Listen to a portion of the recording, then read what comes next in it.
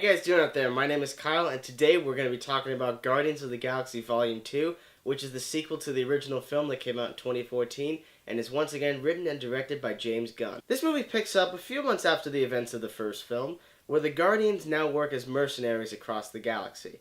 However, their latest mission goes south when a special power is taken from the beings that hired them. But the main plot is trying to discover Peter Quill's true heritage, and he of course finds his real father, played by Kurt Russell, and the mystical bond between father and son soon develops. Now, I am a huge fan of the first Guardians movie. I own the Blu-ray of it.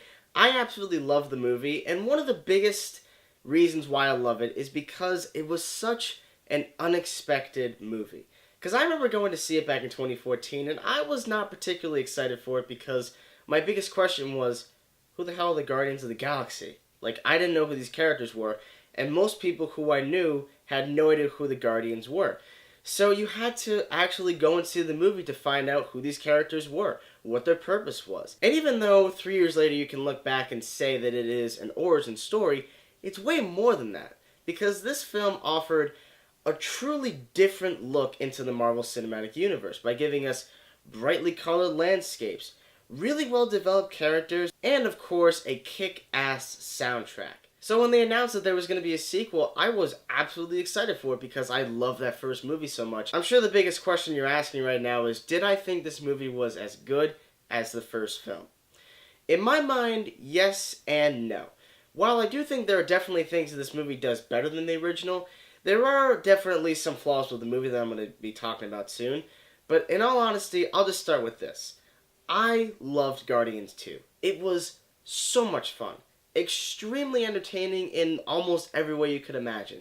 It's funnier than the original, it's definitely bigger, it's got better action, and all of our favorite characters are back. Star-Lord, Gamora, Rocket, Drax, and now introducing Baby Groot, who is absolutely adorable in this movie.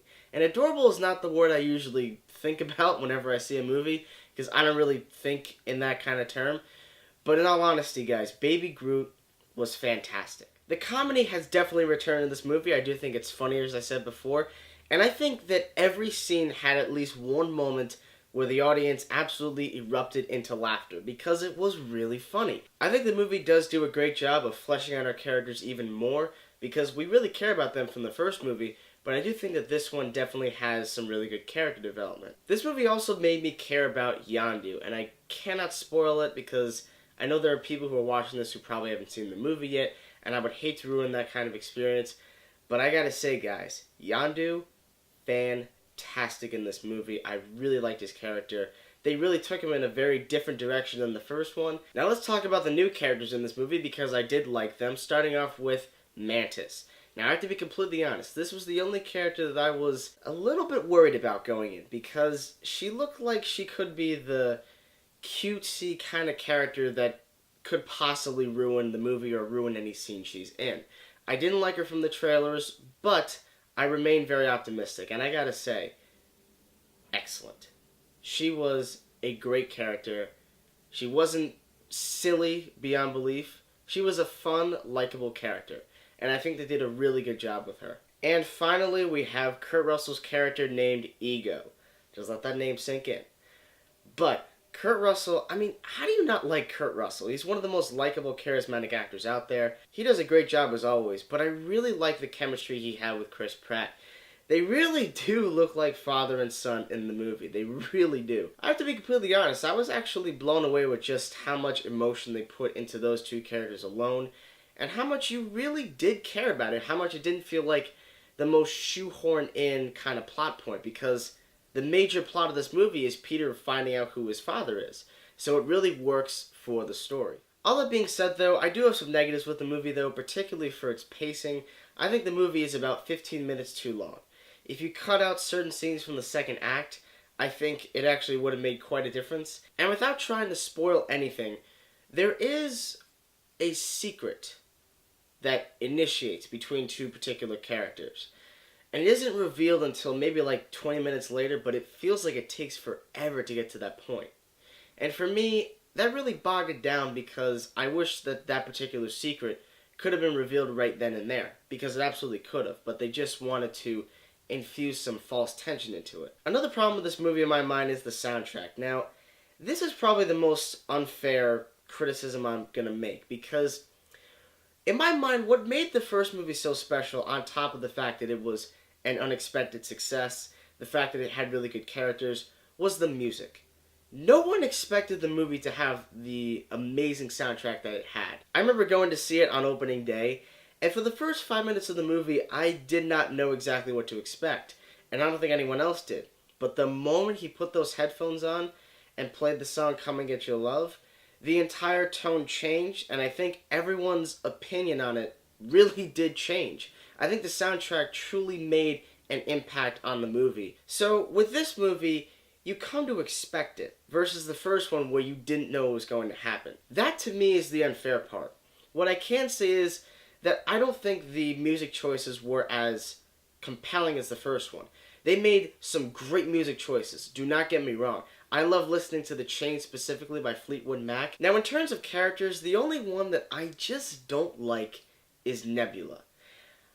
I don't know what it is, I just can't get into her character. Her role in the movie was very unbalanced, particularly with her motivations, because she's still trying to kill her sister, she's still trying to take out the Guardians of the Galaxy. I'm not saying it's the performance, because Karen Gillan does do a pretty good job. It's just the way the character was written and the way that she goes about things that for me just doesn't make her likable. Okay, now that we're done with the negatives, let's get back to the positives.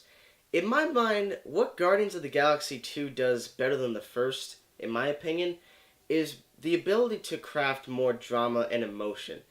This movie, in my opinion, is by far the most emotional Marvel movie I've seen in quite some time, and the most emotional Marvel Cinematic Universe movie. Honestly, guys, I was floored at the end of this movie. I was absolutely floored, and I can't spoil why.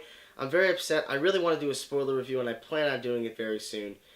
But I was just amazed with how much emotion they put into this movie. Now, it's no longer a spoiler to say that you need to stay during the credits, because it was a lot of fun staying through the whole thing. Because with the Marvel movies, they're the only films that I actually really decide to stick to the ending of the credits, because there's always a post-credit scene. There's actually a few here. I'm not going to spoil any of them, but they're all fun and they're all really entertaining, and I really enjoyed myself. Overall, guys, I really liked Guardians of the Galaxy Volume 2. It was a really fun ride, and in all honesty, it's the best MCU movie I've seen since the original Guardians. So in the end, I'm going to give Guardians Volume 2 an A-. If you guys have seen Guardians of the Galaxy Volume 2, what did you think? I'd love to hear all your comments, so send them in the comment section below. Did you like it more than the first one, or do you think that this one was actually better? And also, what did you think about the soundtracks for both movies? Did you like Volume 1 or Volume 2 better?